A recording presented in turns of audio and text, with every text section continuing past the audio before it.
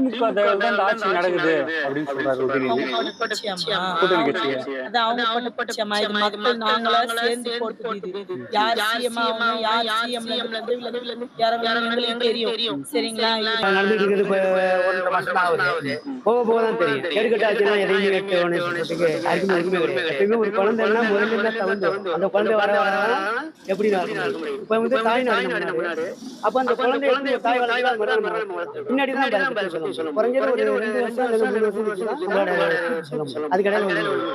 ஒரு கோமாளி வந்து அரண்மனைக்கு போனா அவன் அரசன் ஆயிட முடியாது. அந்த அரண்மனை தான் கோமாளி கூட மாதம். இப்ப அது போலதான் இப்ப நடந்துட்டு தமிழ்நாட்டுல அப்படின்னு எல்லாத்தையும் கோமாளின்னா அவரும் ஒரு கோமாளியா தான் இருந்திருக்கிறாரு. அவரும் அதே சினிமா தொழிலாளர் இருக்காரு. அவர் பாரம்பரியமா தான் எல்லாரும் கோமாளி ஆயிட்டதுனால மக்கள் வந்து விரும்புவாங்க. அப்புறம் புத்திசாலி அந்த காட்டான மக்கள் வந்து எல்லாரும் கோமாளி கிடையாது. மத்தவங்க சிரிக்கிறாங்க அவங்க உள்ளுக்குள்ள எவ்வளவு வந்து ஒரு துன்பங்கள் எவ்வளவு இழப்பு பார்த்தா அதோட கடமை தெரியும்.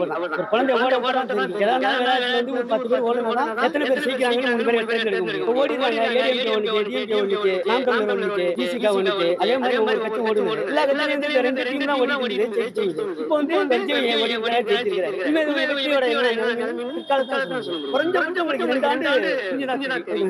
இப்போ புதிய அரசு பொறுப்பேற்று 24 நாள் ஆகுது. ஒரு கூட செயல்படல. இடுத்து உடனே யாராலும் பண்ண முடியாது. போக போகதான் செயல்படுத்த முடியும். இடுத்த உடனே ஒரே ஷாட்ல நடிக்க முடியாது. அப்படி ஒரே செயல்படுத்த முடியும். அமைச்சர் அப்புறம் மக்கள் என்ன கல்வி எல்லாத்தையும் விவசாயம் எல்லாத்தையும் பார்க்கல. அதெல்லாம் பார்த்து அதுக்கப்புறம் தான் பேச முடியும். மக்கள் இன்னும் கோரிக்கை வைக்க ஆரம்பிக்கல. மக்கள் கோரிக்கை முன்னாடி செயல்படும். அதுக்கு செய்வாங்க.